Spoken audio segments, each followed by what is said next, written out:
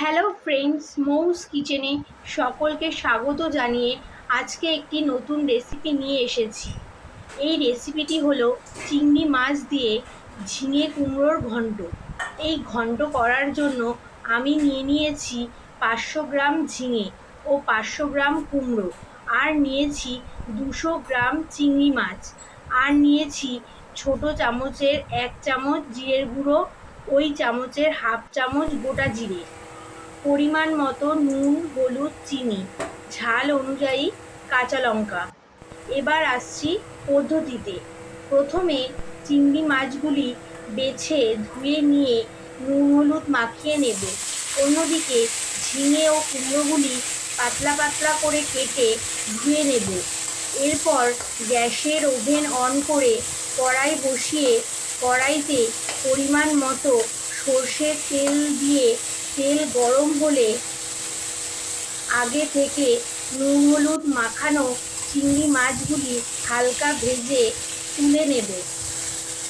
ওই তেলের মধ্যে গোটা জিরে ফোড়ন দিয়ে কেটে রাখা কুমড়ো ও ঝিঙে দিয়ে নুন হলুদ ও কাঁচা লঙ্কা দিয়ে কষিয়ে নিয়ে ঢাকা দিয়ে দেব। তারপর কিছুক্ষণ পরে ঢাকনা খুলে আবারও নেড়ে ঢাকনা দিয়ে দেব।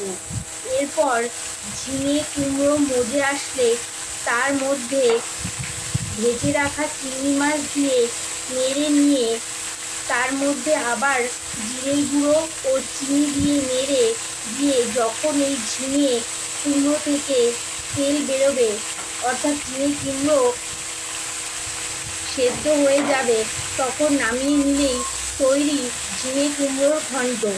এই ঘন্টতে কিন্তু আমি কোনো রকম জল ব্যবহার করিনি, কারণ এই ঝিঙে ও কুমড়ো নরম সবজি, তাই এর থেকে জল বেরোবে।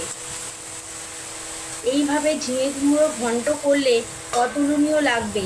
এই ঘন্ট পরোটা বা ভাতের সাথে খুবই ভালো লাগবে। মৌস কিচেনে স্বাগত জানিয়ে রেসিপিটি এখানেই শেষ করলাম। রেসিপিটি যদি আপনাদের ভালো লেগে থাকে তাহলে এই পদ্ধতিতে একবার হলেও ট্রাই করে দেখবেন এবং শেয়ার ও সাবস্ক্রাইব করবেন, লাইক করবেন।